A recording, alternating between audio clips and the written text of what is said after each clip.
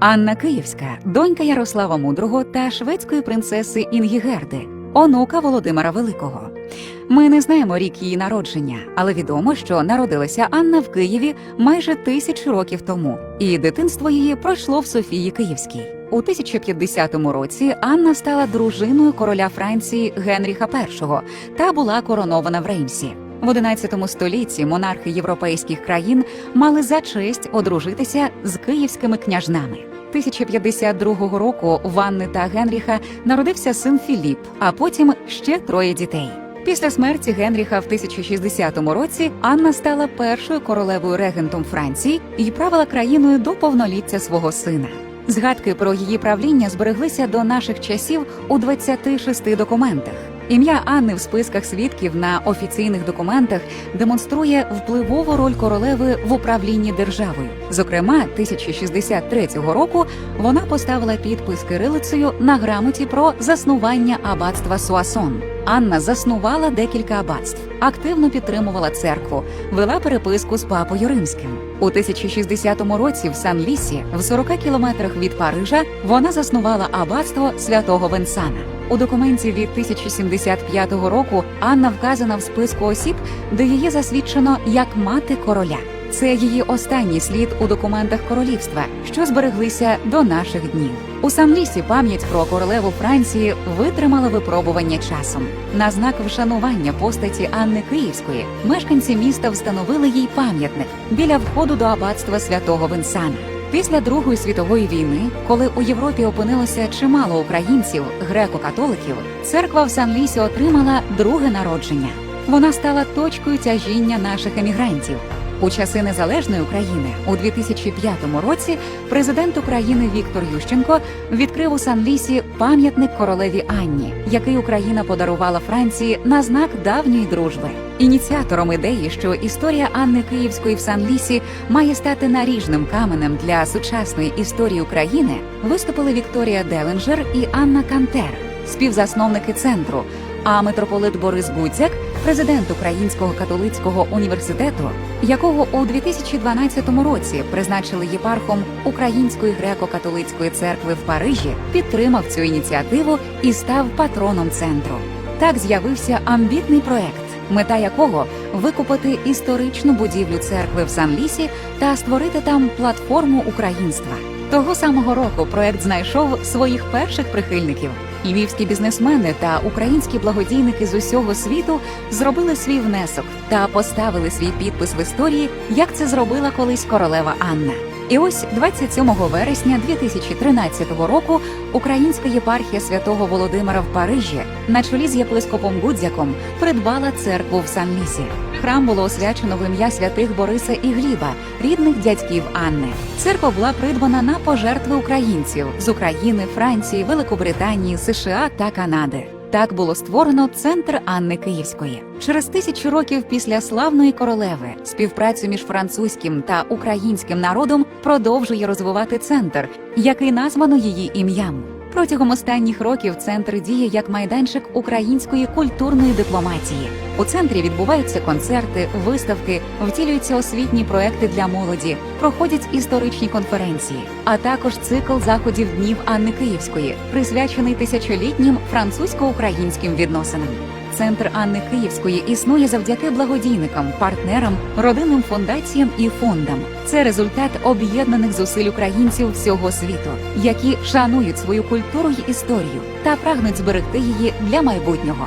Окрему роль у розвитку центру зіграв і продовжує грати український бізнес. Для центру Анни Київської на кращих прикладах світового меценатства український бізнес плекає ідеї жертовності і розуміє, що його репутація є прямо пов'язана з репутацією України. Вони розуміють, що це довготривалий процес, і проект центру Анни Київської в Європі є важливою складовою того, якою будуть сприймати Україну у впливових колах Європи і світу. Ціль центру – плекати цінності, на яких будувалася Європа, і передати їх наступним поколінням. Центр є базою спільних зусиль багатьох людей, культури, бізнесу, політики, освіти, яким ми дякуємо від щирого серця.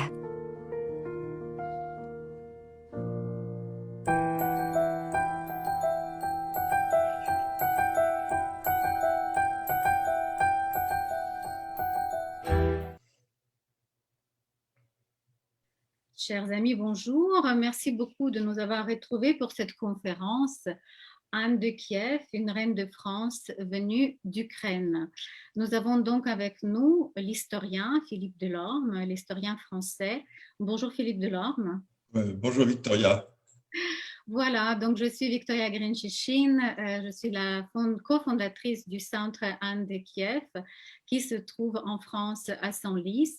Donc comme vous avez vu dans cette vidéo, le centre existe grâce à beaucoup de gens et je voudrais les remercier tous, nos partenaires, nos mécènes, nos amis, les gens qui nous soutiennent depuis 2013 et donc et aussi l'ambassade de France, d'Ukraine pardon, en France, qui est le partenaire de l'organisation de cette conférence. Avant de démarrer, comme il se doit sur toutes les lives sur Facebook, les directs sur Facebook, je voudrais juste dire que pour vous, chers amis, sur Facebook, nous avons préparé donc 2 événements. Si vous entendez notre événement en français, c'est que vous êtes dans l'événement en français. Si vous souhaitez l'entendre en ukrainien, donc bien évidemment, connectez-vous sur l'événement en ukrainien. Donc nous avons reçu énormément de questions et je vais tout de suite passer donc à la conférence parce que nous allons rester environ 1h30 et on va essayer de répondre par cette conférence à cette grande question: qui était Anne de Kiev? Donc Philippe Delorme, vous êtes un grand historien français, vous êtes expert de l'histoire de la France, une très grande histoire, très glorieuse histoire. Vous avez écrit plus de 40 livres sur les reines, sur les rois, sur les dynasties. Pourquoi et en quelle année vous vous êtes intéressé à Anne de Kiev? Parce que vous avez écrit donc cet magnifique ouvrage dont je me suis servi pour préparer cette conférence et que j'encourage tout le monde à lire, qui existe donc en français, qui porte le nom d'ailleurs de notre conférence, Anne de Kiev, une reine de France venue d'Ukraine, ou en ukrainien qui s'appelle Anne de Kiev, épouse donc de Henri Ier. Pourquoi Anne de Kiev pour vous, l'historien français? Alors, si vous voulez, j'ai commencé en 1998 une série sur l'histoire des reines de France, une série de biographies sur les reines de France. Donc, j'ai commencé par les plus connues, évidemment, hein, Marie-Antoinette, Marie de Médicis, Aliénor d'Aquitaine, Blanche de Castille. Et puis, très vite, je me suis penché vers ce personnage très peu connu, très mystérieux de l'histoire de France, qui est Anne de Kiev, donc l'épouse du roi Henri Ier au XIe siècle. Donc Henri Ier qui était le petit-fils de Hugues Capet, le fondateur de la dynastie capétienne, hein, qui a régné jusqu'en 1792. Donc vraiment, ce personnage est à la fois quelqu'un d'important, puisque c'est l'ancêtre de toutes les familles royales d'Europe. Hein, Anne de Kiev est la grand-mère, l'arrière-grand-mère de tous les princes aujourd'hui et de beaucoup d'Européens d'ailleurs. Et en même temps, c'est une période qu'on appelle l'époque obscure, les âges obscurs, Dark Ages, disent les Anglais. Hein, c'est vraiment une période sur laquelle on a très peu de documents, très peu de témoignages historiques. Et donc, c'était un peu un défi pour un historien d'essayer de faire revivre ce personnage sans imagination, sans faire du roman, hein, en restant vraiment dans la réalité historique, en essayant de découvrir qui elle pouvait être, d'où elle venait et ce qu'elle avait pu faire en France. Justement, vous parlez de documents, Philippe Delorme. Donc, pour un historien qui écrit une vraie histoire, surtout celle qui s'est passée il y a 1000 ans, parce que c'est justement il y a 1000 ans pratiquement que cette reine a vécu, quelles sources avez-vous utilisées en France, en Ukraine, peut-être en Suède, parce que sa maman était suédoise, peut-être au Vatican, parce qu'elle a eu une correspondance avec le pape, peut-être dans d'autres pays européens, où justement on continue de recevoir des questions qui nous disent est-ce qu'elle était en contact avec ses frères, ses sœurs, partout en Europe. Alors, comme je vous disais, nous avons très, très, très peu de documents sur cette époque. Alors, au niveau de la Rousse, de la Ruthénie, j'expliquerai tout à l'heure la signification de ce nom de Ruthénie. Hein.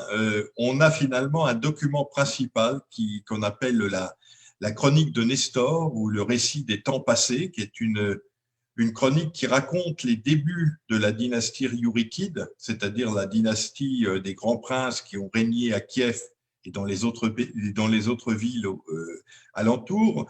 C'est une chronique qui est à la fois historique, mais en même temps en partie légendaire et qui ne donne pas beaucoup d'indications, en particulier sur Anne de Kiev, parce qu'on parle bien sûr de Yaroslav le sage, donc le père d'Anne de Kiev, de sa mère, Ingegerd, mais on ne donne pas à aucun moment dans cette chronique les noms, les prénoms des filles, par exemple, de Yaroslav. On sait que Anne avait probablement 2 sœurs, peut-être plus que 2 sœurs, mais au moins 2 sœurs, mais on n'a pas beaucoup plus d'informations au niveau donc du pays de départ. Et pourtant, on le reverra tout à l'heure, Yaroslav était un prince intellectuel, un prince lettré, qui a ouvert des écoles, qui a fait rédiger un code de justice, la Ruska Pravda, la vérité ruthène, mais on a très peu de documents, je dirais, purement historiques sur la vie de cet enfant avant son arrivée en France. On a un seul document qui est un document iconographique, si l'on peut se dire, qui est une fresque donc à Sainte-Sophie de Kiev, dans la cathédrale Sainte-Sophie, qui montre une procession qui est probablement une procession des enfants d'Yaroslav, mais on n'est pas sûr que ce soit les fils ou les filles. Donc, il y a peut-être là une représentation de Kiev, mais on n'en est pas absolument certain. Alors, pour aller dans d'autres pays, bien sûr, il y a des sagas scandinaves, puisque la mère d'Anne était une princesse suédoise, donc on va dans les sagas scandinaves entendre parler de toute cette famille, mais c'est pareil, les sagas sont généralement postérieures, ont été écrits plusieurs siècles souvent après les événements, donc tout ça est un peu auréolé de légendes. Il y a également des chroniqueurs byzantins, grecs, de l'empire grec de Byzance, qui évoquent peut-être de temps en temps quelques échos de cette région. Et puis alors en France, on a quelques éléments, mais quand même très très peu aussi. On a quelques chroniqueurs. Et puis surtout, le nom d'Anne de Kiev va apparaître dans un certain nombre de diplômes ou de chartes, c'est-à-dire de documents officiels qu'elle a signés où son nom apparaît. Souvent en faveur de monastères, voilà. Donc, on a finalement très très peu de choses, au point qu'on ne sait pas sa date de naissance. Elle est née entre 1022 et 1036, ça fait quand même une large parenthèse, probablement vers 1027, on n'en est pas absolument certain. Et on ne sait pas non plus, on en reparlera tout à l'heure, la date de son décès, aux alentours de 1075, mais on n'en est pas certain. Donc vraiment, on est obligé de faire... c'est un défi, c'est vraiment un défi pour un historien d'essayer de retrouver la piste de ce personnage complètement enfoui dans l'histoire. Justement, un défi pour un historien, et vous avez parlé des dates et donc de son lieu de naissance qui est Kiev, parce que c'est là où habitaient ses parents. Yaroslav, donc le grand roi de la Rus de Kiev ou de la Ruthénie, comme vous l'appelez dans votre livre, et Ingegerd, qui était une princesse suédoise. Justement, ce Kiev en l'an, imaginons 1027, voilà. Pour prendre une date, puisqu'on ne connaît pas sa date de naissance, c'est une ville d'un très grand pays, d'un empire. C'est un peu comme l'Empire romain ou l'Empire byzantin à l'époque. C'est une ville de 400 églises, de 30 000 habitants. Pouvez-vous nous dépeindre un petit peu ce Kiev dans lequel elle a grandi, notre Anne de Kiev? Alors, je voudrais d'abord faire un petit point sur le vocabulaire, sur les termes que l'on emploie. On parlait autrefois d'Anne de Russie, et ça c'était tout à fait anachronique, puisque le terme de Russie n'apparaît dans cette forme-là qu'au XVIe siècle, avec la création par Ivan le Terrible, qui était un Riourikide, qui était quand même quelqu'un de la famille, je dirais, un très lointain descendant de la famille de Yaroslav, mais qui était prince de Moscou et qui va à ce moment-là reprendre ce vieux nom de Ruthénie, de Rousse, et qui va le prendre sous la forme sa forme hellénisée, sous la forme grecque de Rossia. Donc, il devient le tsar de toutes les Russies. Mais ça, c'est au XVIe siècle. Donc, le nom Russie n'apparaît qu'au XVIe siècle. De la même manière, le mot Ukraine serait anachronique pour le XIe siècle. Hein. On sait que Kiev va ensuite, après le règne de Yaroslav, il va y avoir une lente décadence, une invasion ensuite par les Tatars, puis ensuite la région Kiev et toute sa région va être annexée par la Lituanie et la Pologne. Et donc, c'est à ce moment-là, vers le XIVe, XVe siècle, que ce nom d'Ukraine, qui veut dire le pays des confins, le pays des frontières, va apparaître. Donc, pour le XIe siècle, on doit utiliser un autre nom qui est ni Russie ni Ukraine, mais celui de la Rousse. La Rousse, qui est un mot d'ailleurs dont on ne sait pas bien l'origine, probablement vient-elle de cette famille de Rjurik, hein, qui était un homme du Nord, un Scandinave, un Vareg, comme on disait à l'époque, hein, qui était venu conquérir ce vaste empire, un petit peu comme pour la Gaule qui avait été conquis par les Francs, hein, qui était une peuplade germanique. Bien là, ce vaste territoire peuplé de Slaves va être d'abord pris par ces Varegs, qui sont des gens venus de Scandinavie, avec leur chef Rjurik. Et donc, ce vaste empire va prendre le nom de Rus, hein, Ruthénie en latin, hein, de l'époque. Alors, c'est un vaste empire, effectivement, qui s'étend depuis la mer Baltique jusque pratiquement à la mer Noire, hein, le long des fleuves, de ces longs fleuves qui sont une route commerciale du nord vers le sud. Et au milieu de ce long parcours, eh bien, on a cette ville qui devient la capitale de ce vaste empire. Alors, c'est un vaste empire, mais qui est partagé en petites principautés, hein, plus ou moins autonomes les unes par rapport aux autres, mais qui reconnaissent la primauté, la prééminence du grand prince de Kiev, hein, de Yaroslav. Donc, cette ville de Kiev est une ville, effectivement, une des très grandes villes de l'Europe de l'époque, peut-être une des plus grandes villes, avec Constantinople, avec peut-être aussi Venise. Donc, comme vous le disiez, 30 000 habitants, ce qui est énorme pour l'époque. Hein. Il faut dire que Paris, à l'époque, a sans doute seulement 3 000 habitants, donc 10 fois moins. Hein. Donc, Kiev, ville commerciale, centre religieux, avec de très nombreuses églises. Donc, à la fois cette route commerciale fluviale du nord au sud, et puis aussi de l'est vers l'ouest, ou de l'Asie vers l'Europe occidentale, donc une route commerciale terrestre, hein, qui permet aussi de drainer toutes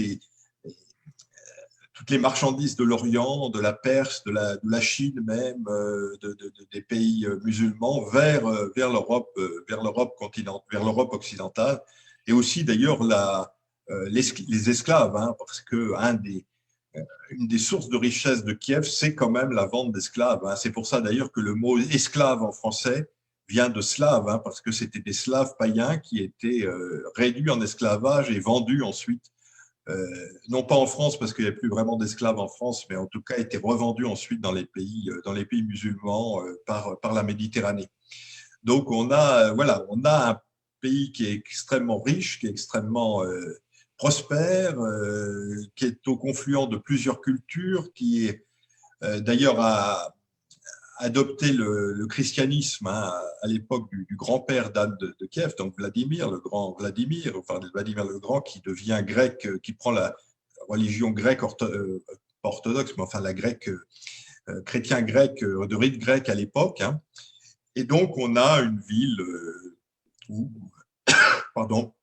se construisent de grandes églises, Sainte-Sophie, la cathédrale déjà, sur le modèle de Constantinople, hein, qui donc a déjà commencé à être construite et qui se termine à ce moment-là.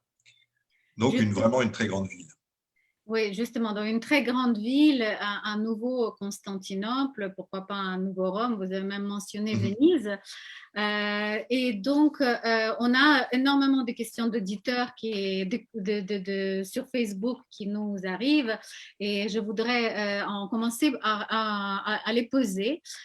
Justement, nous avons une auditrice qui avait posé une question et ça va me permettre à formuler la prochaine question pour vous aussi également, Philippe Delorme. Donc, Laïsa Voroniuk nous demande, est-ce qu'on peut dire que Anne de Kiev a été apparentée à des Habsbourg? J'espère que ma prononciation en français est bonne. Oui. Donc, ma question était la suivante, en fait. Justement, vous parlez plusieurs fois dans votre livre que que vraiment je recommande à tout le monde de lire parce que vraiment une bible de l'histoire de l'Ukraine vraiment et de France également. Donc un très très beau ouvrage qui se lit vraiment comme un roman alors que c'est un ouvrage d'histoire qui en plus existe en ukrainien, a été traduit, très bien traduit, pareil, il a eu même un prix de la traduction de l'ambassade de France. Donc vous avez utilisé plusieurs fois le mot Europe alors que l'histoire se passe il y a 1000 ans.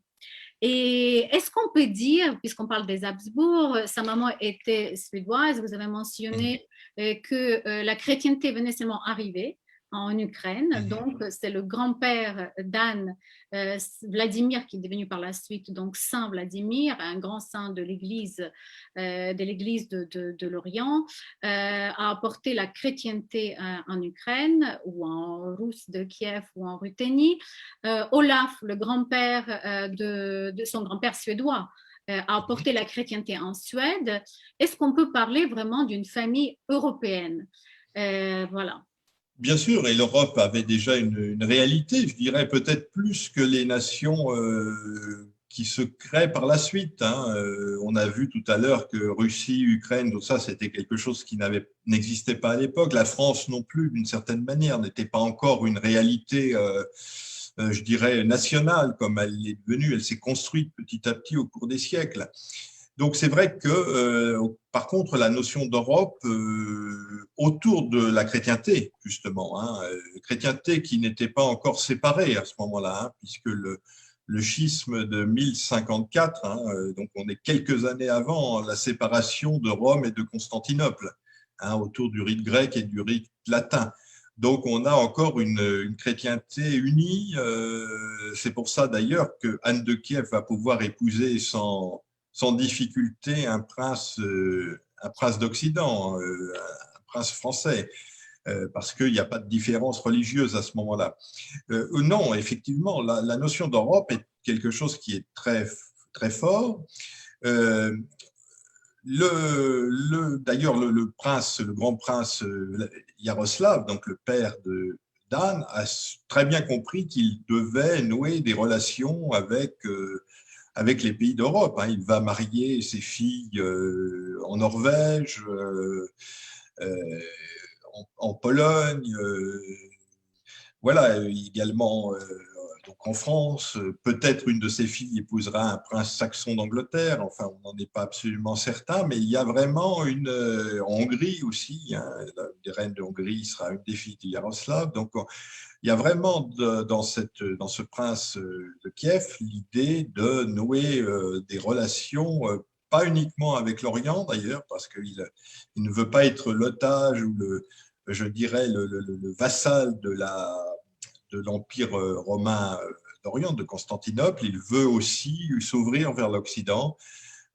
Donc c'est un peu la question de l'Ukraine aujourd'hui, d'ailleurs, ouverte vers l'Orient et vers l'Occident. Ces deux côtés existaient déjà à l'époque, et donc ce mariage avec le prince, avec le roi de France, le roi des Francs Henri Ier, c'est une volonté pour Yaroslav de nouer des relations encore plus étroites avec la chrétienté occidentale.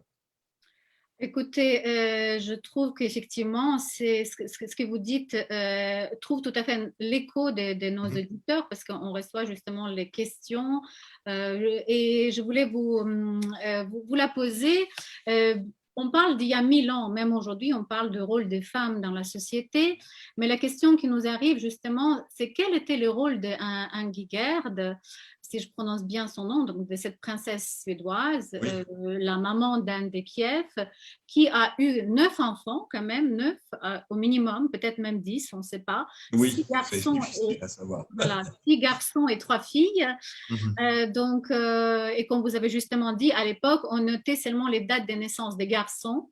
Voilà. Et parfois, les filles n'avaient même pas droit à des prénoms qui ont été notés dans les livres d'histoire. Et pourtant, quand on lit votre ouvrage, on trouve que Ingigerd avait un caractère d'une femme très présente dans les affaires de l'État. Forcément, elle était la petite fille de roi Olaf de Suède. Déjà, c'est le nord de l'Europe. Les femmes sont très, très importantes. Il y a eu aussi Olga, qui était Sainte Olga, donc l'arrière-grand-mère d'Anne de Kiev, qui était une femme forte dans la gestion de l'État.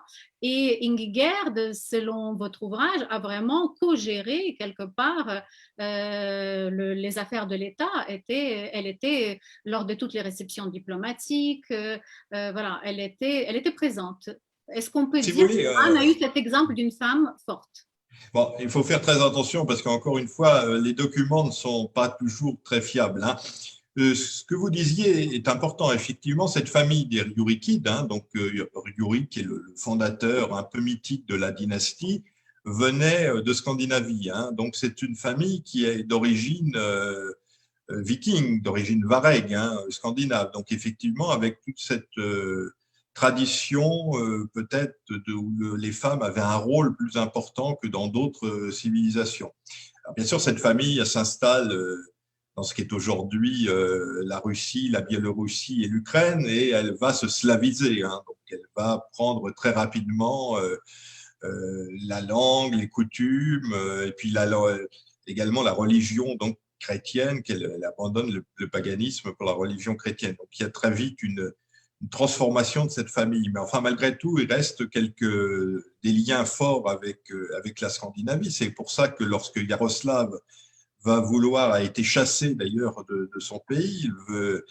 Il retourne en Scandinavie où là, il va faire alliance avec le roi de Norvège. Il épouse sa fille, hein, et c'est pour ça que sa fille Ingegerd sa femme Ingegerd va avoir tout de même un rôle important dans le règne parce que elle correspondait en quelque sorte à une alliance qu'il avait faite pour reconquérir le trône. Vous savez, tous ces princes étaient souvent entre frères et sœurs, entre cousins et oncles, à couteau tiré, et beaucoup de guerres familiales, hein, et donc elle va aider à reconquérir le trône de Kiev.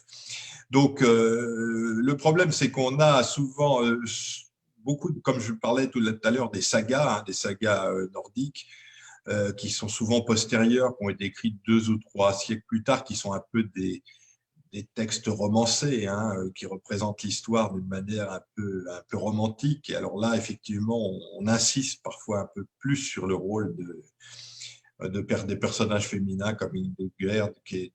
Là, il faut faire quand même attention au côté un peu romancé de ces récits. Mais il est certain que cette femme a eu un rôle certainement, en tout cas dans l'éducation aussi de Justement, filles. j'allais vous poser la question. Les questions nous arrivent justement sur l'éducation parce qu'elle a eu donc 9 enfants et il fallait les éduquer, et y compris notre Anne de Kiev. Donc, on sait qu'elle savait lire, on sait qu'elle savait écrire. On peut imaginer et on peut même dire qu'elle a parlé à minima plusieurs langues, donc sa langue natale qui est le slavon, ce qui est devenu ukrainien aujourd'hui, donc le grec. Probablement le grec, oui. Probablement le grec. Elle a probablement appris le latin. Elle a probablement parlé un peu le suédois, le latin qui était un petit peu l'anglais de nos jours. Il y a une école à Sainte-Sophie. Pouvez-vous nous parler un petit peu, même si voilà, on dépasse un petit peu notre temps, mais un petit peu d'éducation qu'elle a reçue, parce qu'on l'a préparée quand même à ce rôle de future reine, et on savait probablement qu'elle va partir loin. Parce que oui, c'est vrai que Yaroslav avait une mission de beau-père de l'Europe. Oui, mais c'est vrai que Yaroslav avait dans l'idée de marier ses enfants et ses filles à des princes étrangers, hein. Donc, il est probable, pour autant qu'on imagine, qu'elle a reçu une éducation suffisamment soignée pour, par la suite, je dirais, tenir ce rôle de reine de France. Alors, on sait qu'elle savait écrire, puisque ce qui est assez extraordinaire, c'est qu'on a une signature. Enfin, elle a inscrit son nom en caractère cyrillique. Donc, c'est une des premières inscriptions d'ailleurs en caractère cyrillique, hein, qu'on a dans l'histoire du monde, hein, pas uniquement pour la France, voilà, qui date donc de 1061 probablement, ou 1063, on n'est pas très sûr, mais en tout cas, elle a signé Anna Reina, hein, la reine Anne, en caractère cyrillique. Donc ça, c'est assez extraordinaire. Elle savait écrire. ce qui n'était pas absolument courant pour l'époque, hein, surtout pour des filles. On sait que Yaroslav avait ouvert à Kiev des monastères et avec des scriptoriums, des bibliothèques, qu'il avait ouvert des écoles également où garçons et filles pouvaient apprendre, enfin pouvaient recevoir un enseignement. Donc oui, on a certainement dans ce XIe siècle, qui était quand même un XIe siècle, quand même un siècle assez barbare dans l'ensemble. Je dirais que Kiev et la Rousse, la Ruthénie étaient sans doute parmi les îlots intellectuels, les îlots de culture qui surnageaient dans une période qui était relativement barbare, on le voit, en tout cas pour l'Occident. Justement, vous parlez de l'Occident et de l'époque dans lesquelles il y a eu beaucoup de choix des religions. Même Vladimir le Grand a eu probablement à choisir entre les trois religions. Donc, il a choisi la monothéiste. C'est amusant d'ailleurs, parce que c'était un personnage, il est devenu saint, mais au départ, il n'était pas saint du tout. Hein. Il y a même un chroniqueur qui l'appelle l'immense et cruel fornicateur. Hein. Donc, il avait beaucoup de femmes et il faisait beaucoup de choses interdites. Et puis, il a fallu qu'il choisisse une religion. Alors, il a abandonné le paganisme qui était celui des Vikings. Alors, on lui a choisi. Alors, il y avait l'islam, c'était bien l'islam, hein, parce qu'il aurait eu 70 vierges après sa mort au paradis. Enfin, il fallait être circoncis, il fallait ne pas manger de porc et surtout pas boire d'alcool. Alors ça, pas boire d'alcool, pour lui, c'était impossible. Hein. Donc, il a rejeté l'islam, il a rejeté le judaïsme également, un peu pour les mêmes raisons. Et puis finalement, il a choisi plutôt la liturgie byzantine parce qu'il a trouvé qu'elle était beaucoup plus magnifique, avec beaucoup plus de pompe, beaucoup plus de dorure que la liturgie romaine. Vous voyez, enfin bon, il y a quand même un côté… voilà. Il y avait un côté, mais il s'est converti et depuis… en tout cas, les livres d'histoire racontent qu'il est devenu très croyant. Oui, il a fondé donc Sainte-Sophie de Kiev, donc qui est une très très belle cathédrale à laquelle on invite tous nos amis français qui nous écoutent s'ils n'ont pas encore visité Kiev de s'y rendre, y compris vous, Philippe Delorme. On vous attend à Kiev impatiemment après cette pandémie. Donc cette Sainte-Sophie qui n'a absolument pas été transformée, en tout cas à l'intérieur avec cette fresque, elle a été rebâtie, reconstruite à l'extérieur, mais pas à l'intérieur.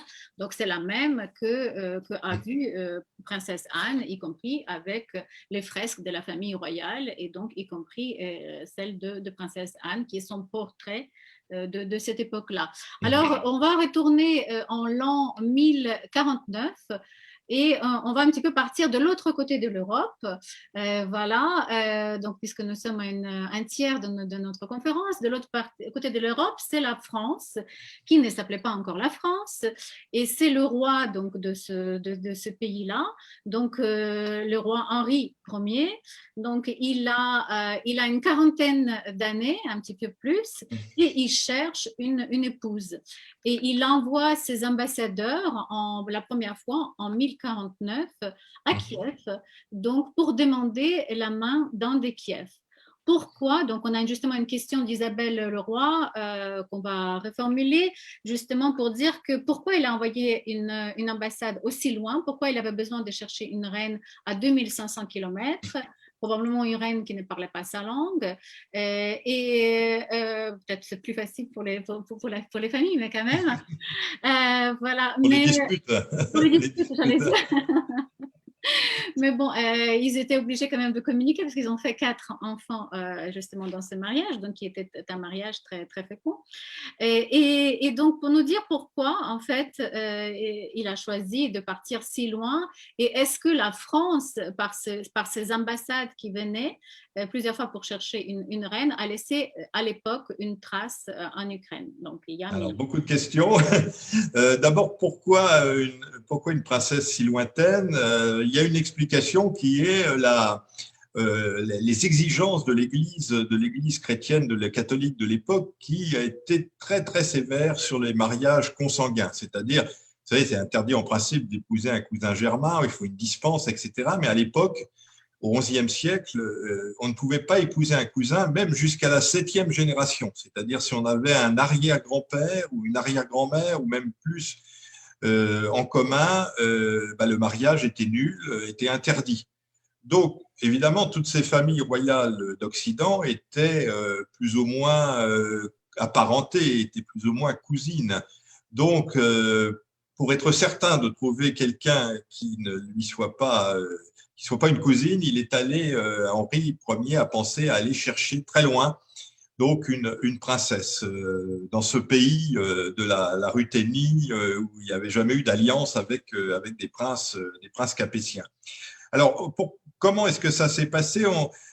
Il avait épousé à 40 ans, comme vous disiez, il avait 40 ans, il était veuf déjà, il avait déjà eu une épouse qui s'appelait Mathilde de Frise, qui était une princesse allemande, et on pense alors que c'est à travers les alliances entre l'Allemagne, enfin l'Empire germanique et Kiev que peut-être l'idée d'épouser une princesse, une fille de Yaroslav est apparue. Toujours est-il qu'effectivement, on a encore une fois très peu de documents sur cette ambassade. On sait qu'il y avait deux évêques, donc l'évêque de Meaux qui s'appelait Gauthier et l'évêque de Chalon-sur-Marne qui s'appelait Roger, qui ont été envoyés. Alors, y sont-ils allés une fois ou deux fois? On n'est pas absolument certain, mais enfin, on a l'idée qu'il y a peut-être eu une première ambassade pour discuter, puis une deuxième pour aller chercher la princesse. En tout cas, une chose est sûre, c'est qu'elle arrive en 1051, donc à la Pentecôte de 1051, ça on a le chiffre, la date exacte, pour épouser donc Henri Ier à Reims, ville où sont sacrés les rois de France traditionnellement. Justement, vous avez dit Pentecôte, on va dire à nos amis ukrainiens que Pentecôte, donc forcément c'est toujours au mois de mai en France. C'est justement pour cela que nous fêtons souvent en France, enfin tous les ans, accepter la pandémie quand on le fête plus modestement, les journées d'Anne de Kiev en France pour célébrer ces mariages. Donc arrive le jour du mariage qui était 19 mai 1051. Reims, la ville. Donc, la princesse a déjà traversé toute l'Europe avec les ambassadeurs français, avec aussi sa cour, forcément, parce qu'elle n'était pas seule. Yaroslav, le sage, n'aurait pas envoyé sa fille seule. Il fallait traverser quand même. Cette traversée a duré plusieurs mois. Elle s'est faite soit de l'est à l'ouest, soit par la mer, par le sud, par la mer, donc voilà, soit par le nord, par la Suède, donc le pays de sa maman. Il faut dire que sa maman est décédée en 1050, donc Ingigerd, donc elle avait plus de maman à cette époque-là. Et donc, elle arrive quand même à Reims et là, il se passe le mariage. Alors, oui. Philippe Delorme, faites-nous un peu rêver. Faites rêver nos auditeurs de Facebook. Voilà, ils sont des centaines à nous écouter sur les événements français et ukrainiens. Donc, faites-nous un peu rêver de ce mariage royal. Ah, écoutez, de nos jours en Angleterre ou c'était un peu voilà, c'est ça. Non, mais c'est vrai que, comme je disais, on a très peu de documents. Donc, dans ce livre, pour essayer de donner un peu de substance, un peu de chair à ces personnages, je suis allé chercher des documents littéraires, des poèmes de l'époque, des descriptions qui pouvaient être mais de l'époque, hein, vraiment des textes qui ont été écrits à la même époque et donc qui permettent de nous donner un petit peu l'image de ce que pouvait être une jeune fille, la jeune fille idéale de cette époque. Alors, on a une biline, hein, je crois qu'en Ukraine, c'est une sorte de chant, c'est d'une sorte de chant de chanson, enfin de ritournelle, enfin voilà, de conte, hein, qui raconte l'histoire d'une épouse imaginaire de Vladimir. Il l'a décrit de cette manière-là. Elle a le visage blanc comme la blanche neige, les joues rouges comme le pavot, les sourcils noirs comme de la zibeline et dessinés en arcade, les yeux brillants comme ceux du faucon. Elle est haute de taille, imposante de stature, admirable de visage, elle a la démarche menue et une parole harmonieuse. Voyez, voilà. C'est une description parfaite. En fait. C'est un petit peu Blanche-Neige, vous voyez, hein, le personnage de conte de fées. Hein, donc, c'est voilà. C'était une princesse. Elle a été couronnée. Et donc, elle a reçu le sacre. Alors, oui. nos amis ukrainiens, je pense, connaissent un petit peu moins le sacre parce que, sauf que maintenant, peut-être avec les mariages récents, on en a vu. Je ne sais pas si les rois et les reines de nos jours sont sacrés, reçoivent ces sacres. Alors, décrivez-nous cette cérémonie du sacre et pourquoi c'est important. Qu'est-ce qui a donné le pouvoir au roi et donc à la reine? Parce que Henri Ier décide que sa reine reçoit le sacre.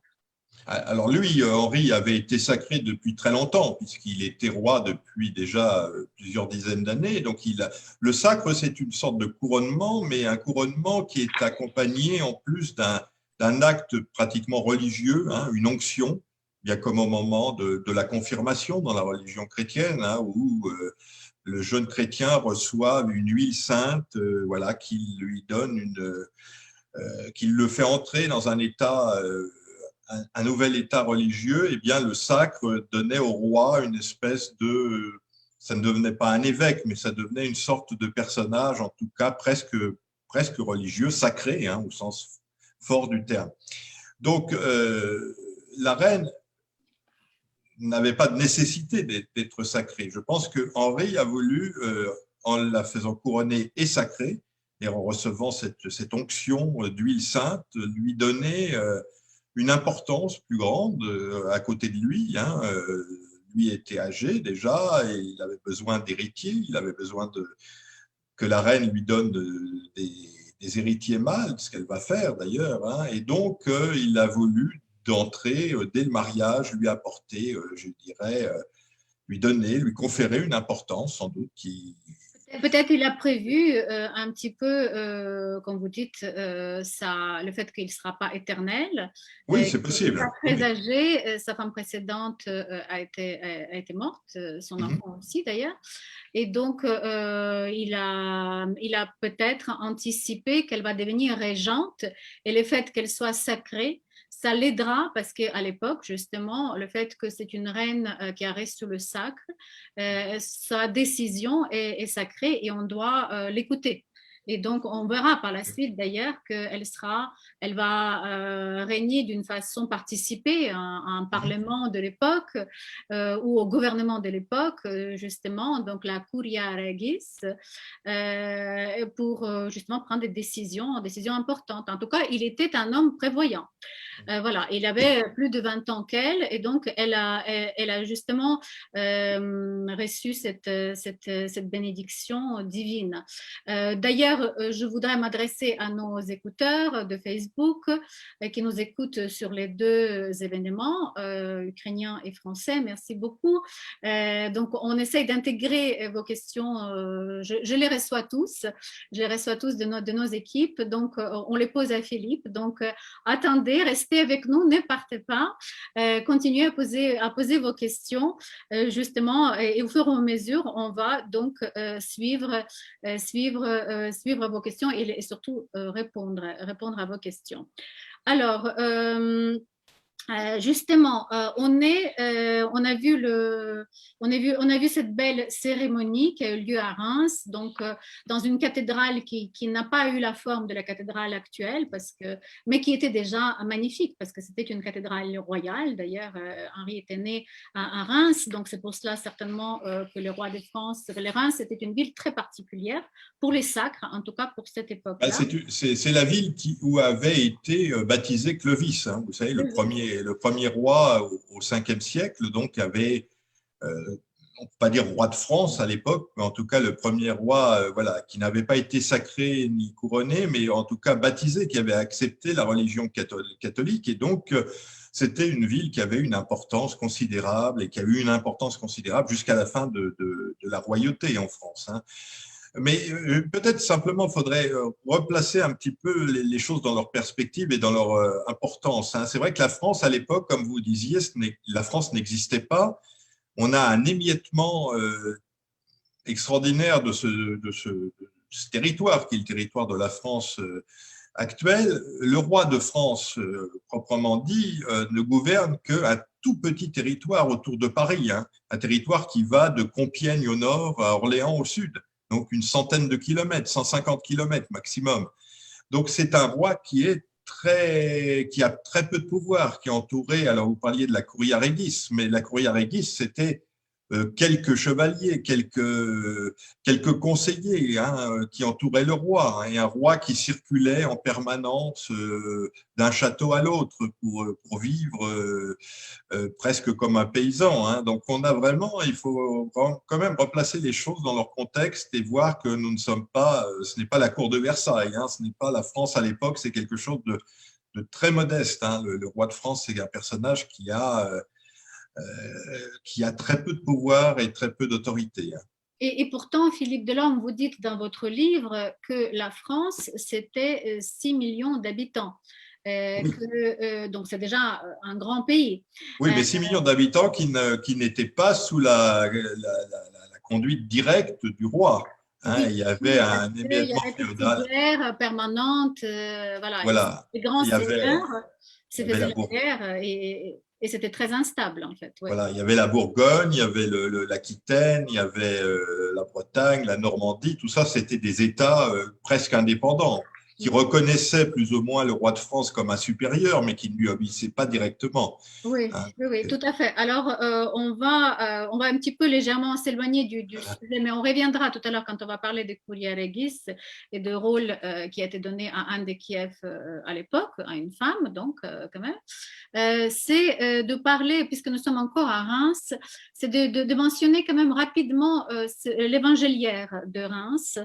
Donc, ce texte sacré qui se trouve aujourd'hui toujours à la bibliothèque de Carnegie, qu'on ne peut pas, bien sûr, qu'on ne peut pas on ne peut pas voir physiquement parce que c'est un texte très fragile. Il y en a une partie du XIe siècle en vieux slavon. Que pouvez-vous nous dire, vous, Philippe, sur cet évangéliaire, sur les différentes, votre version, voilà. Et un petit peu sur le rôle, ce que je voudrais que vous nous disiez à travers cet évangéliaire, c'est sur le rôle unificateur de la religion chrétienne qui a été quand même choisi à l'époque en Europe, et par Yaroslav, et par Olaf, et plus tôt, vous avez mentionné Clovis. Oui, c'est certain que le christianisme va être le grand ferment d'unité de l'Europe, qui va un peu se partager, qui va un peu se fendre avec le schisme de 1054, lorsque Constantinople va se séparer de Rome. Et là, il va y avoir deux églises qui vont devenir un petit peu, et même beaucoup, ennemis ou adversaires. Mais enfin, jusque-là, on a en tout cas un même christianisme. Ensuite, il y aura la réforme protestante. Ça sera encore une autre rupture. Mais pour le moment, c'est la tunique sans couture du Christ. La tunique sans couture, dans les évangiles, on parle de la tunique du Christ qui n'avait pas été, au moment de la crucifixion, qui n'avait pas été déchirée. Et donc là, n'est pas encore déchirée. Oui, elle arrive en France avec des cadeaux, elle arrive en France avec des objets. On n'a pas la liste, bien sûr, de ces objets, mais on a d'autres descriptions, d'autres princesses, ses sœurs ou ses cousines, lorsqu'elles ont été sont mariées avec des princes polonais ou autres, on sait qu'elles ont apporté de nombreux présents. Oui, en particulier en Pologne, en fait. Pologne, voilà, on a une liste. Le budget de la Pologne a été renfloué par Yaroslav. Absolument. Pologne qui était encore un tout petit duché à l'époque. Donc, des fourrures, on imagine des fourrures d'Astrakhan, des soieries perses, des parfums d'Arménie, des pierres précieuses. Dans les pierres précieuses, on a en particulier un magnifique rubis qui était encore dans le trésor de Saint-Denis à l'époque du grand-père, donc du petit-fils d'Anne, qui était Louis VI le Gros. On sait qu'il était dans le trésor de Saint-Denis et qu'il servait à orner le reliquaire de la Sainte Épine, une des épines de la couronne du Christ. Donc voilà, elle a apporté un certain nombre d'objets. Alors l'évangéliaire, alors là je vais en décevoir beaucoup de vos éditeurs parce que cet évangéliaire, il est bien en partie du XIe siècle, comme vous l'avez dit. C'est-à-dire qu'il y a une partie qui est écrite en cyrillique, en vieux slavon, et c'est un document, un des plus anciens documents que l'on ait dans cette langue qui existe au monde, mais il est arrivé en France non pas à l'époque d'Anne, mais seulement au XVIe siècle, en 1554. C'est le cardinal de Guise, qui était cardinal de Lorraine, archevêque de Reims à l'époque, qui a fait cet achat à Constantinople d'ailleurs. Il venait de Prague. Ce livre avait, parce qu'une partie est écrite en en tchèque. Hein. Donc, c'est un document effectivement très ancien que Cannes aurait pu voir hein, ou croiser, mais enfin, c'est pas elle qui l'a apporté en France. En tout cas, ça, c'est Mais certain. en tout cas, ce qu'on peut dire à nos éditeurs, on ne va pas trop les décevoir quand même, Non. c'est que, puisque sinon, sinon ce sera un peu trop triste, ce n'est pas l'objet de cette conférence, c'est justement de leur faire découvrir cette reine et s'intéresser plus à notre histoire commune qui unit nos deux pays, justement, et peut-être d'autres pays que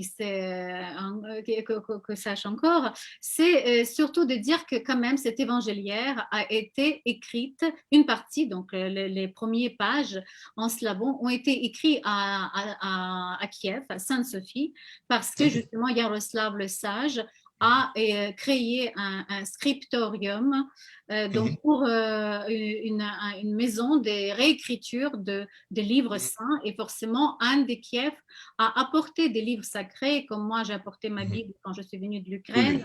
Mon papa me l'a donné, donc les siens lui a certainement donné, et donc elle a apporté les livres, sauf que on ne peut pas dire qu'elle a apporté cet évangéliaire-là. Non, Mais on non mais peut c'est dire certain, avec oui, qu'elle a. assurance, voilà, ce qu'on peut dire avec assurance, c'est que cet ouvrage a été écrit à Kiev. Maintenant, ça a été À étudié l'époque, à son époque, oui. Oui. à son époque. Non, c'est certain qu'elle savait lire, elle savait écrire, on a une écriture, un autographe d'elle, ce qui est quand même assez extraordinaire pour le XIe siècle. Mais les Et vous l'avez documents, vu, vous l'avez vu. oui, aux archives nationales, et c'est quand même très, très impressionnant de voir ce document avec le sceau et puis l'écriture Anna et Reina en tout petit. Enfin bon, c'est un voyage dans le temps assez extraordinaire.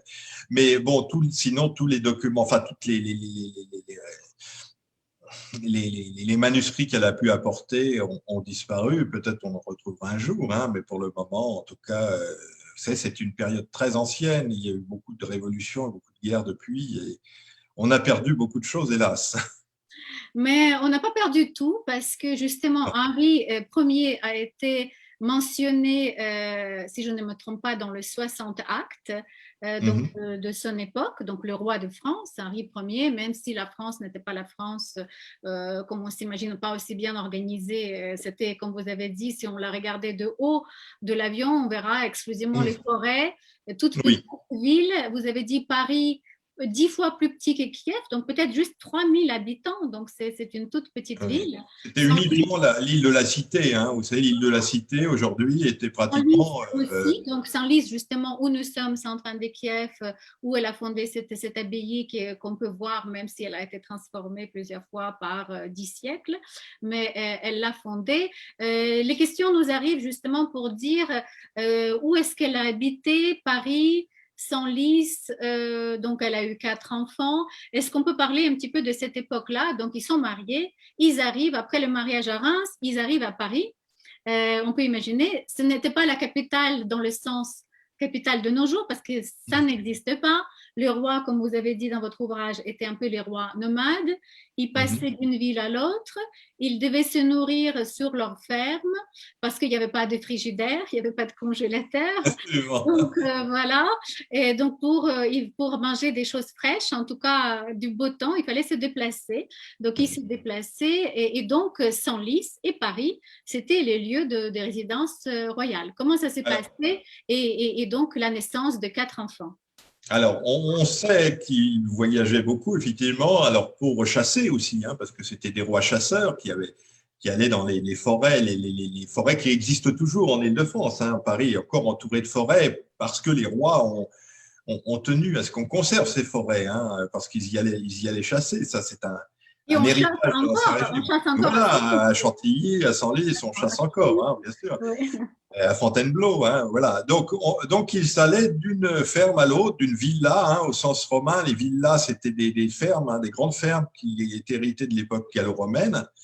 Donc il y avait Senlis, il y avait Orléans, il y avait Melun, Compiègne, Chelles, Poissy, Dreux, Laon, Paris aussi. Mais Paris n'était une ville parmi d'autres, hein. Le père d'Henri Ier y avait construit un palais sur l'île de la Cité, qui est un peu l'embryon de notre palais, de la Cité et de palais de justice aujourd'hui. Hein. Mais tout ça était encore extrêmement petit, extrêmement embryonnaire, hein. Donc, on a Donc, si on voudrait voir où elle habitait, il faut aller sur l'île de la Cité à Paris, Oui, voir Palais de Justice, mais ou les bâtiments ont été reconstruits les plusieurs bâtiments ont été fois. reconstruits, Bien ou sûr. aller à Senlis, Oui, donc parce que qui était quand même assez bien préservé, parce que ça reste voilà, oui. toujours une petite ville bien préservée de l'époque. Bah, Senlis, on a davantage des traces de l'époque parce qu'on a gardé, par exemple, les murailles de cette époque, qui sont même des murailles gallo-romaines, si je me souviens bien. Donc là, on a encore des lieux qu'elle a pu voir finalement à Paris. Il reste vraiment plus grand-chose de cette époque, hein.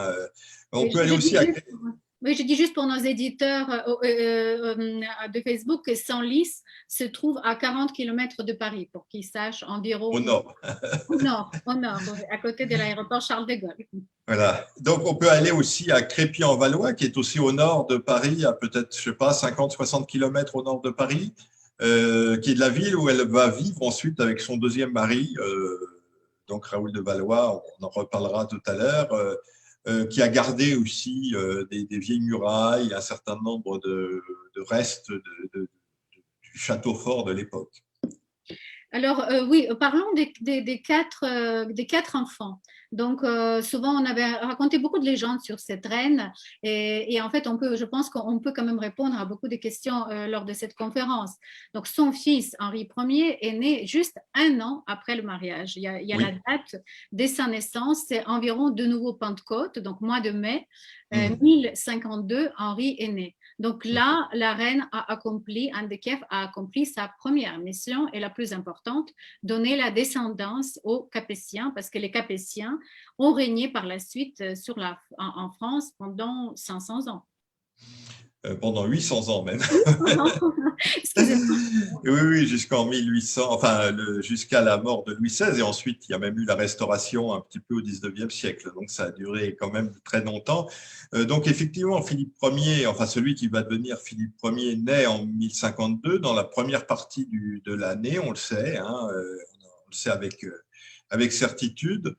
Pourquoi ce prénom étrange? Parce que Philippe, c'est pas du tout un prénom qu'on trouve en Occident à ce moment-là, hein, en particulier chez les Capétiens. Les Capétiens, leur nom habituel, c'était Hugues, Robert, Henri, Louis éventuellement, hein, mais Philippe, c'est vraiment quelque chose qui est assez original. Alors, on ne sait pas pourquoi. On peut penser que c'est quand même Anne qui a proposé ce prénom. Alors, c'est un prénom grec, alors on a pensé que c'était peut-être hérité de la deuxième femme de Vladimir, hein, qui était donc qui avait Anne, qui s'appelait nommait Anne aussi, Anne Porphyrogénète, hein, qui était donc la fille d'un empereur, d'un basileus de Constantinople, qui avait épousé Vladimir en deuxième noces, qui n'était pas la grand-mère d'Anne, hein, mais qui était je dirais, la grand-mère par alliance en quelque sorte. Alors Mais peut-être. c'était une alliance importante parce que la chrétienté Oui, est oui. arrivée par cette alliance-là. Absolument. Donc, est-ce que c'est cette grand-mère? On n'en est pas sûr parce que le prénom de Philippe n'était pas tellement courant non plus à Constantinople à ce moment-là. Alors, moi, il y a une hypothèse que je fais, c'est quand elle est entrée en France, elle est passée par l'Allemagne et elle est passée peut-être à côté de Worms en Allemagne, donc où il y avait un ermitage, un pèlerinage, un certain Philippe de Zell, qui était un saint qui était mort donc dans un ermitage là en Allemagne, et qu'on venait prier pour avoir des enfants, hein, pour être, voilà, pour être féconde, pour donner une descendance. Donc, qu'est-ce qu'elle a fait un vœu de donner à son premier fils le prénom de Philippe? Je ne sais pas. Bah, Voilà, écoutez, c'est on tout ne à le fait saura possible. jamais, en tout cas. On ne saura jamais, mais on peut dire que sa mère était très féconde. Elle a eu 9 enfants. Donc, c'est Oui, pas oui, dit oui, absolument. qu'Anne de Kiev était inquiète pour avoir des enfants parce qu'elle a grandi dans une famille où on peut imaginer avec beaucoup justement de ses frères et sœurs. Et on reçoit énormément de questions aussi sur ses sœurs parce qu'elle en a eu plusieurs qui sont aussi été mariées à plusieurs rois de l'Europe. Donc, Hongrie, Norvège. Est-ce qu'on peut imaginer qu'elle a eu des relations quelconques avec ses sœurs? Est-ce qu'on peut, à l'époque, avoir des relations? Est-ce qu'on se déplace? On sait qu'on se déplace à Rome, on se déplace à Jérusalem. Est-ce qu'on peut avoir des relations? Est-ce qu'on peut éventuellement se déplacer pour voir sa sœur en Hongrie ou sa sœur peut venir la voir ou ça ne se faisait pas du tout et on Non, envoyait juste les évêques, par exemple, exemple, on reçoit une question et apparemment, il y a une légende qui dit qu'il y a eu, en fait, elle a secouru sa sœur en Hongrie, quelque chose comme ça. Bon, ça, c'est un peu légendaire. Ce qu'elle se déplace elle-même, c'est absolument inenvisageable, hein. On peut imaginer lorsqu'elle est arrivée en France, qu'elle a passé peut-être, justement, qu'elle en a profité peut-être pour aller voir certaines de ses sœurs, puisqu'on sait que qu'une de ses sœurs, donc effectivement Anastasia, avait épousé le roi André de Hongrie. Alors, si elle est passée par le nord, on peut imaginer aussi qu'elle est allée voir sa sœur qui avait épousé le roi Harald III de Norvège, pourquoi pas. Une autre de ses sœurs, ou peut-être sa tante, on ne sait pas si c'était une sœur ou une tante, hein, Maria Dobronnega, qui avait épousé un Casimir, le duc de Pologne. Donc, elle est peut-être passée si elle est passée par l'Europe, elle est passée probablement par Cracovie et par Prague pour venir vers la En tout France. cas, oui, mais en tout cas, Donc voilà, donc les là, reines là ne ils se vont. déplaçaient pas, c'était impossible du point de vue de Non. sécurité. Il fallait qu'ils restent déjà protégés par leurs hommes, par leurs chevaliers dans leur château. Les Alors, on a voyages étaient beaucoup trop difficiles. Alors, il y avait bien sûr des pèlerinages, des marchands, mais voilà. mais pas Non. les rois. Alors, on arrive justement, Philippe est né. Après, en quelques années, on suivit Robert et donc et Emma et encore un dernier enfant. Excusez-moi, j'ai oublié Hugues. Hugues. Voilà, Hugues. Voilà. Donc ces 4 enfants sont nés, elle a accompli sa mission. Elle est très pieuse, selon les documents de l'époque et souvent votre ouvrage. Ça veut dire qu'elle fonde à côté des rois plusieurs abbayes. C'est une mission très importante qu'avaient justement les rois de l'époque. Et en Ukraine, on voit bien parce que Saint Vladimir ainsi que justement Yaroslav et Ingigerd fondent plusieurs églises, 400 églises rien qu'à Kiev, donc peut-être dans d'autres villes aussi. En France, la même chose parce qu'on voit qu'à un moment donné, on ne la voit pas beaucoup dans les documents officiels et plus on s'approche de la mort de Philippe, plus on s'approche de 1059, il est mort en 1060, Anne réapparaît subitement dans plusieurs documents. Son nom est mentionné. Donc, Henri Ier, son époux, sait probablement qu'il est malade, qu'il est âgé. Et donc, il prépare en fait la régence d'Anne parce que son fils, quand il va mourir en 1060, n'a que 8 ans. 8 ans. Donc, c'est pas beaucoup pour 8 ans pour prendre un pouvoir d'un pays qui est souvent en guerre, en fait, contre ses voisins. Donc, du coup, elle réapparaît. C'est une importante mission qui lui est donnée. Elle est mentionnée. C'est quand même un accomplissement. Et un événement important apparaît à l'époque, c'est le sacre donc, de son roi, de son fils Philippe. Il va être sacré de nouveau au mois de mai en Pentecôte en 59. Et là, c'est une épogée un petit peu de reine d'Anne de Kiev parce qu'elle voit son fils couronné. Et Philippe, très important, il lit quand même un texte que vous citez dans votre livre, qu'il lit, donc il savait lire. Souvent, il y a des légendes qui disent le roi de France ne savait pas lire. Non, il lit le texte du sacre dans lequel il prête les sermons au peuple de France, alors que c'est juste un enfant de 8 ans. Oui, alors là, on est chez les premiers Capétiens et les premiers Capétiens n'étaient pas encore très sûrs de leur légitimité. Vous savez, le fondateur de la dynastie, c'était Hugues Capet, donc le grand-père d'Henri. Donc, pour assurer la succession, les rois faisaient sacrer leur fils aîné de leur vivant. Comme ça, ils étaient certains que lorsqu'ils allaient mourir, le fils était déjà roi, donc il n'y avait pas de problème, on le reconnaîtrait officiellement, il n'y aurait pas de guerre, etc. Donc effectivement, on imagine qu'en 1059, donc Henri, qui va bientôt avoir une cinquantaine d'années, doit se sentir malade. Effectivement, on voit apparaître beaucoup plus la reine dans les documents officiels à partir de ce moment-là. Donc ça veut dire qu'il l'associe davantage à l'autorité, et apparemment elle a un rôle plus important au sein de la cour royale.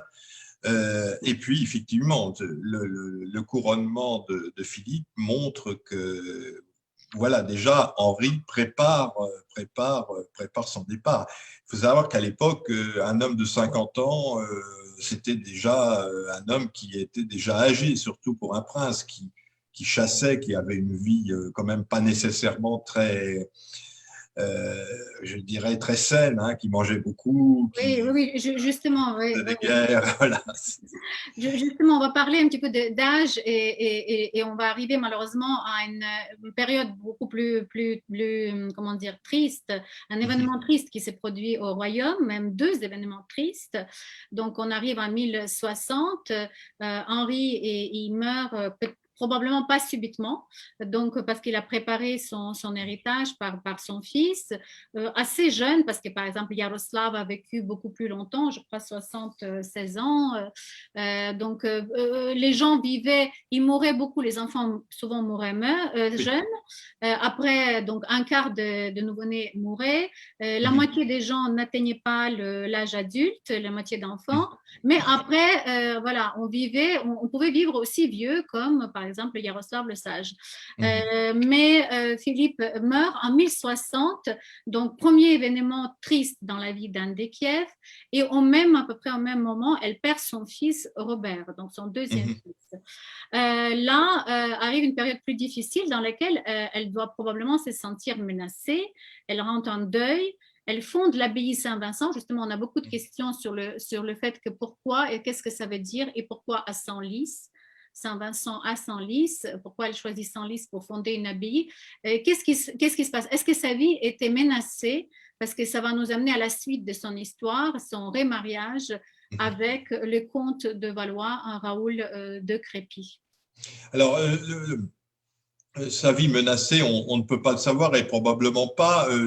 En tout cas, lorsque son mari meurt, elle va être investie, non pas du terme, on ne parlait pas de régent à l'époque, hein, le terme n'existait pas, mais en tout cas, en tant que mère du roi, elle va, et en plus, elle a été, comme on l'a dit tout à l'heure, couronnée et sacrée, donc elle a un rôle pratiquement, d'ailleurs, il y a un des diplômes, une des chartes qui parle de nos rois, Philippe et Anne, et sa mère Anne. Donc elle est vraiment considérée comme roi, plus que comme reine. Hein. Vraiment, elle est comme un co-roi, elle est roi avec son fils en quelque sorte. Hein. Donc elle a vraiment un rôle directement de souverain pendant quelques temps, quelques mois, quelques années, on ne sait pas exactement.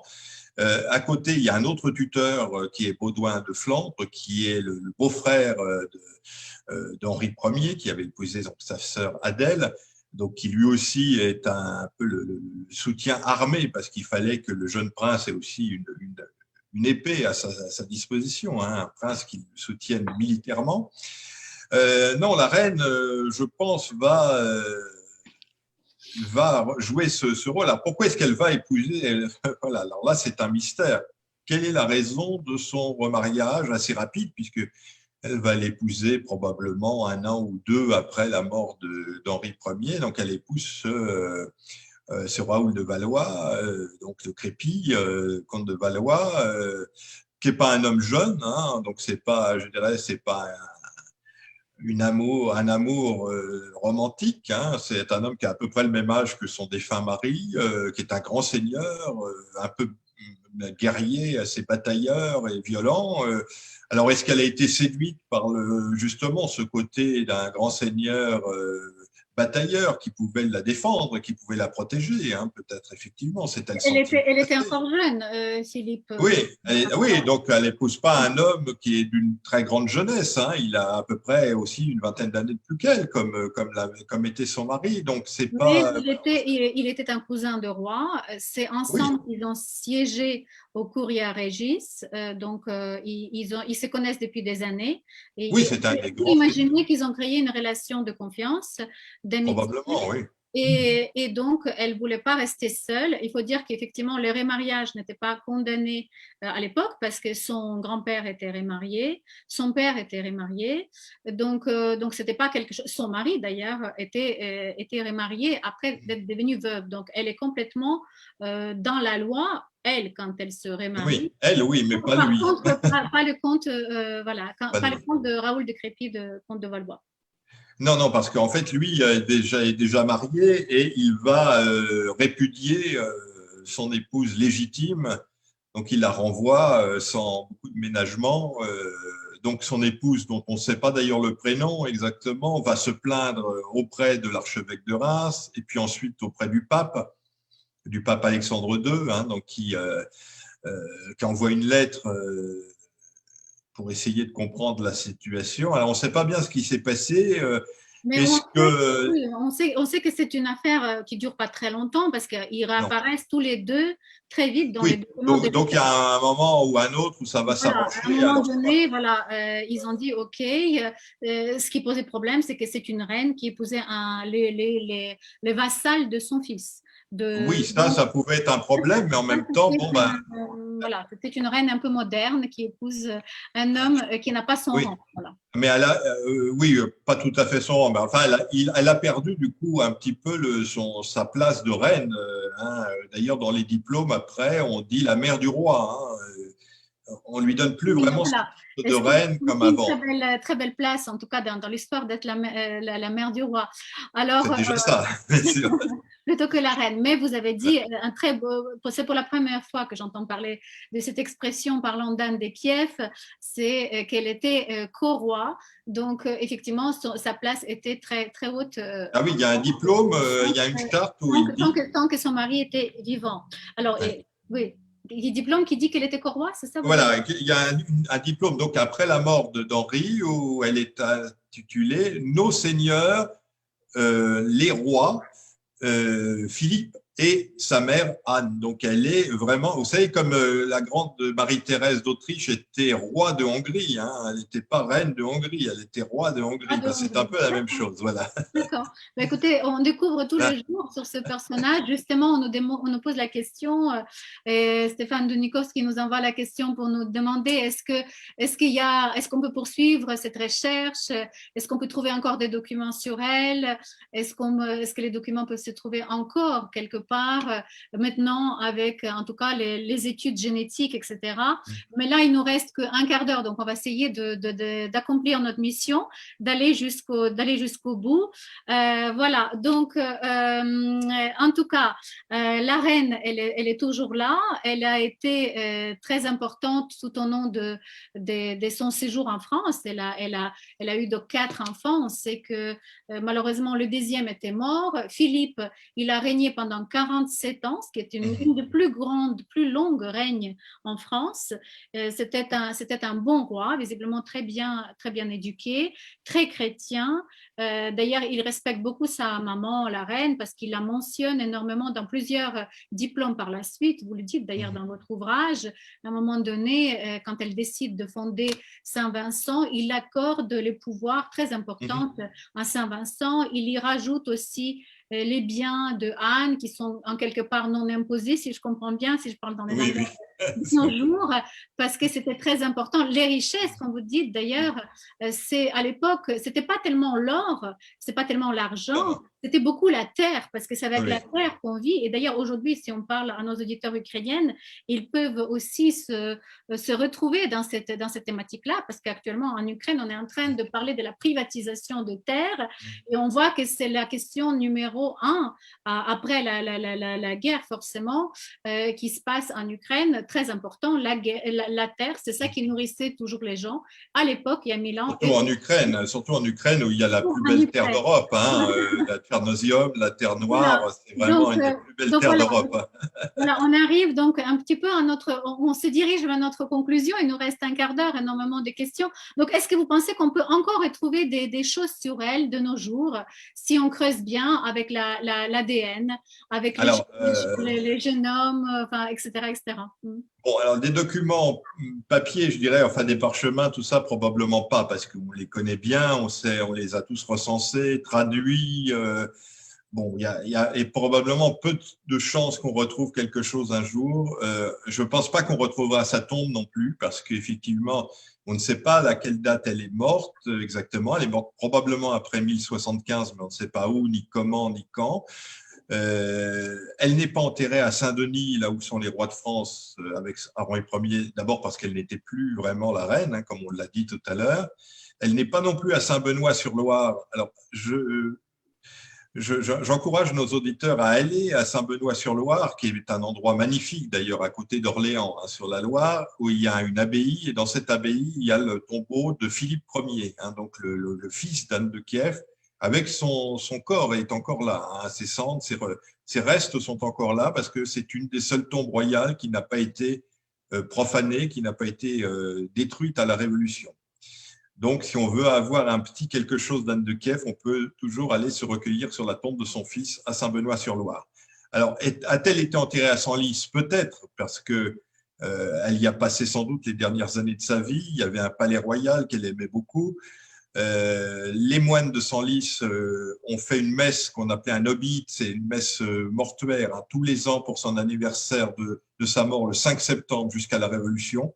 Donc, ça peut laisser entendre qu'elle était enterrée là, mais on ne sait pas où.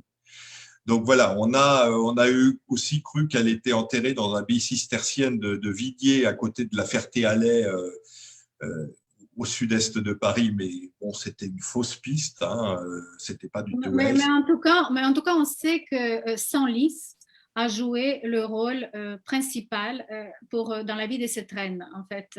Après, Oui. certainement, d'avoir eu 4 enfants, c'est comme de nos jours, d'ailleurs, la chose la plus principale qui nous arrive dans notre vie, c'est d'avoir forcément nos enfants, et aussi donc son œuvre charitable. Donc, son œuvre charitable était très importante, et auprès de son mari, Henri, et auprès de son fils, donc Philippe, et aussi auprès de son second mari, parce qu'ils ont fondé aussi ensemble plusieurs abbayes. Leur nom était ensemble. Donc, être charitable, être mécène, être philanthrope, c'était une mission très importante des gens qui avaient le pouvoir, et ils ont été élevés dans le devoir.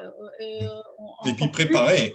Et on les préparait. Et donc, en fait, ce que je trouvais magnifique dans votre livre, vraiment, j'encourage les gens de lire, c'est la lettre dans laquelle, qu'elle a probablement dictée, pas forcément écrit, la page 223 en français, en tout cas, dans laquelle elle laisse son explication pourquoi elle a fondé Saint-Vincent, absolument splendide à lire, très, très long, donc on ne peut pas se permettre de le lire lors d'une conférence, mais elle donne en fait son explication.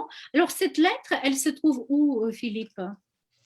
Alors cette lettre-là, c'est une, je ne sais pas, je ne sais pas si l'original existe toujours, parce que souvent ce sont des textes qui ont été recopiés, qui ont dû être recopiés dans les livres sur Saint-Vincent et dans les registres de fondation de Saint-Vincent. Donc peut-être, là je ne sais pas exactement. En tout cas, moi je les utilisais dans sa traduction, hein, parce que c'est un texte qui a été écrit en latin au départ, et donc l'original, je pense qu'il devait être dans les chartes de fondation de Saint-Vincent.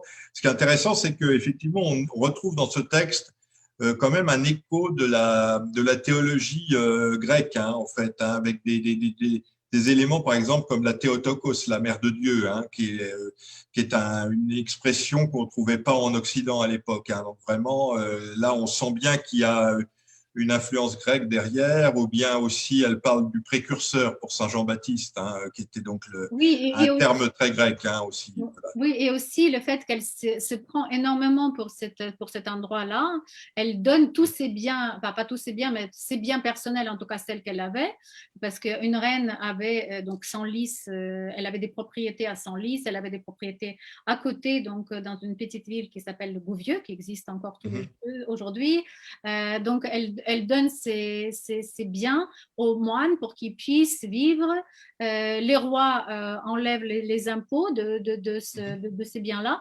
Et donc, du coup, elle explique qu'en fait, elle est pris. Et d'ailleurs, même son fils, Philippe, dans un des diplômes, dit que j'ai pris pour ma mère, pour mon père, pour notre royaume. Donc, en fait, il y avait un sort de règne à la fin, si on lit votre ouvrage et si on analyse tous ces documents-là, assez paisible pour elle. En tout cas, il n'y a plus de conflit, tout s'est calmé. Et donc, du coup, elle s'édonne pleinement dans cette œuvre charitable.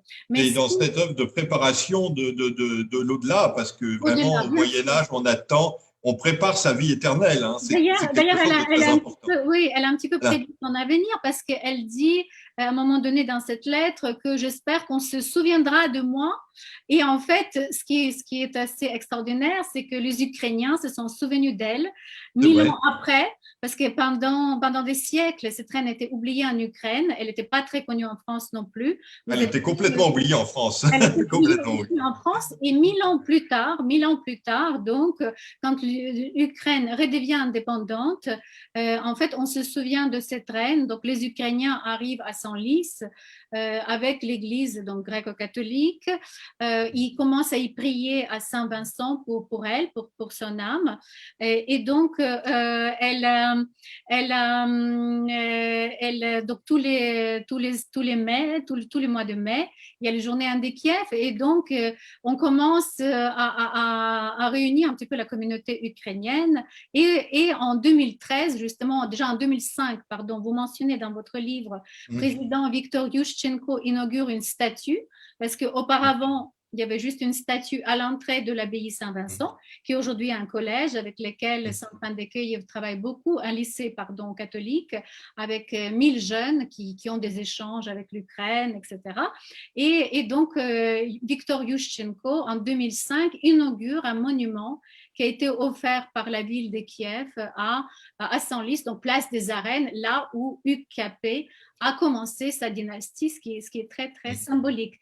Et en 2013, sous la bénédiction de Monseigneur métropolite en ukrainien Boris Rudziak, l'Église gréco-catholique ukrainienne rachète une chapelle, un petit peu ce qu'avait fait Anne de Kiev il y a 1000 ans, donc pour en créer Église Saint-Boris-et-Libre et le centre Anne de Kiev. Parce que Anne de Kiev, il y a 1000 ans, elle a créé sa fondation Saint-Vincent, elle a fondé Saint-Vincent sur la place d'une vieille chapelle qui était un petit peu abandonnée. Enfin, c'était un oratoire qui apparemment se détruisait, donc elle a pris tout cela et ça existe 1000 ans plus tard. C'est assez beau quand même comment ça a traversé 1000 ans, son histoire. Je dirais que c'est un personnage qui incarne l'histoire de l'Europe. Et moi, si j'avais un vœu à faire, c'est que Anne de Kiev devienne plutôt un ferment de réconciliation, de fraternité entre les peuples d'Europe et en particulier les peuples slaves orientaux, hein, qui, au lieu de se déchirer, devraient se retrouver autour de cette aïeule commune, hein, dont le royaume voilà, s'étendait de la Baltique à la mer Noire et qui, voilà, il faut un peu transcender, je dirais, les querelles d'aujourd'hui et peut-être trouver dans l'histoire des leçons pour pacifier notre aujourd'hui un peu guerrier, parfois trop. Oui, oui, oui. En fait, notre aujourd'hui un petit peu rassemble. Plus on lit votre ouvrage, plus on se dit que finalement l'histoire n'a pas énormément changé. On est toujours malheureusement en train les humains se font toujours la guerre. Il y a toujours des conflits dans les familles, entre les peuples, dans les pays.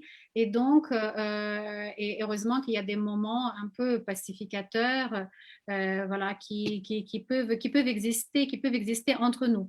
Alors, je ne sais pas s'il y a encore des derniers messages que vous avez à transmettre à nos auditeurs. Il nous reste encore quelques minutes. J'avais encore d'autres questions sur sa signature, sur est-ce qu'on peut continuer à chercher sa tombe, par exemple. Monsieur Ivanov, s'il me pose la question. Non, je crois, enfin écoutez, je ne sais pas. En tout cas, on parlait d'ADN tout à l'heure. Ce qui est intéressant, c'est que je crois qu'à Kiev, on a les restes de Yaroslav. Hein. On a retrouvé dans sa tombe des ossements qui ont permis d'ailleurs de reconstituer son visage, enfin de manière un peu rapide peut-être. Enfin, donc là, je pense qu'on pourrait faire des analyses ADN peut-être sur les ossements de Yaroslav. Est-ce qu'on a ceux d'Ingegerd? Je ne sais pas, parce que je crois que dans cette tombe, il y a aussi des ossements féminins. Donc peut-être qu'il y aurait quelque chose à faire et peut-être comparer avec justement, comme je disais tout à l'heure, les restes de Philippe Ier hein, qu'on a conservés et qui sont à Saint-Benoît-sur-Loire. Et donc là, on pourrait avoir peut-être une filiation, retrouver un peu l'ADN mais quant à trouver elle-même Anne de Kiev, ça, je pense que ça sera difficile parce que, sauf si on tombait sur à Senlis, peut-être en faisant des fouilles, peut-être, pourquoi pas. D'ailleurs, on n'a jamais fait des vraies fouilles à ce sujet-là à Senlis. Nous sommes rentrés il y a quelques années dans les catacombes de l'abbaye Saint-Vincent. Donc, juste pour nos auditeurs, j'explique que Senlis est une ville qui a 2000 ans d'histoire. Donc, c'est une ancienne ville romaine dans laquelle donc Anne de Kiev avait ses propriétés et elle a fondé donc l'abbaye Saint-Vincent sur laquelle nous, Centre Anne de Kiev, on travaille depuis 7 ans. Et donc, effectivement, ces catacombes lient notre centre, Anne de Kiev et l'église de Saint-Boris-et-Glib. Il nous lie à Saint-Vincent, donc, qui était donc, tout reste sur les terres d'Anne de Kiev. Et donc, on n'a jamais fait des vraies recherches. Et c'est un vrai travail un petit peu qui continue, un petit peu comme avec votre livre qui fait renaître cette reine pour nous, pour les Français, pour les Ukrainiens, pour les Européens. On compte bien que cet ouvrage prochainement va être traduit en anglais. Donc, on fait appel à nos auditeurs en Angleterre, au Canada et aux États-Unis. S'ils ont des idées, qu'ils nous les envoient surtout au centre d'Anne de Kiev. Et donc, on peut éventuellement continuer à chercher. Mais la chose la plus importante, c'est de dire qu'est-ce que, effectivement, cette année, on va de nouveau fêter les journées Anne de Kiev, peut-être dans une réunion modeste comme l'année dernière avec vous et l'ambassade d'Ukraine, donc qui sont les partenaires de cet événement-là. Peut-être on pourra se réunir plus nombreux. Effectivement, autrefois, c'était des centaines des Ukrainiens, des Français, des Européens, des Canadiens, des Américains qui arrivaient pour cette journée pour célébrer la reine, mais pas que la reine, pour célébrer effectivement cette union, parce qu'il y a beaucoup plus de choses qui nous lient les uns aux autres, comme il y a 1000 ans, donc comme ce mariage. Et donc, c'est effectivement un message un petit peu qu'on peut envoyer à nos éditeurs, à tous ceux qui nous écoutent, qu'il y a beaucoup plus de choses qui nous lient que ceux qui nous séparent. Certainement, je suis tout à fait d'accord, et que l'Europe ne s'arrête pas aux frontières de l'Allemagne, enfin, ou de la Pologne, mais que aussi l'Ukraine en fait partie. Ah, merci beaucoup. Voilà. Ça nous fait très, très plaisir d'entendre ça de la part d'un historien. C'est important, c'est important. C'est important, oui. Nous, souvent, on dit que l'Ukraine est vraiment, ce mariage montre que l'Ukraine est le cofondateur de l'Europe. Et je pense qu'il y a très peu de gens qui vont dire que ce n'est pas vrai, parce que c'est une évidence en fait quand on lit l'histoire, de voir comment l'Europe s'est construite donc il y a 1000 ans par les mariages dynastiques, et aujourd'hui par nous tous, parce que nous sommes tous des descendants d'Anne de Kiev. Vous l'avez d'ailleurs mentionné, qu'il y a des personnages tout au début de votre livre, comme la ministre française Ségolène Royal, ou l'épouse du président français Bernadette Chirac, comme la chanteuse Céline Dion, canadienne, voilà, Brooke Shields, les rois. Oui, c'est vrai que Philippe, voilà. Elisabeth, tous ces gens-là, ils descendent d'elle. Peut-être vous et moi, je n'ai pas encore fait ma recherche sur la base. Non, c'est vrai que elle est sans doute par le sang l'ancêtre d'une grande partie des Européens actuels, comme Saint-Louis, comme Charlemagne d'ailleurs. Hein. Voilà, donc elle est. Et puis déjà dans ses veines coulait aussi bien le sang scandinave que le sang slave. Voilà, c'était déjà quelqu'un qui a été quelqu'un voilà, qui était déjà une Européenne à part entière. Donc en venant s'inscrire dans la lignée capétienne, elle est devenue encore plus la grand-mère de tous les Européens. Voilà, écoutez, ça sera le mot de la fin.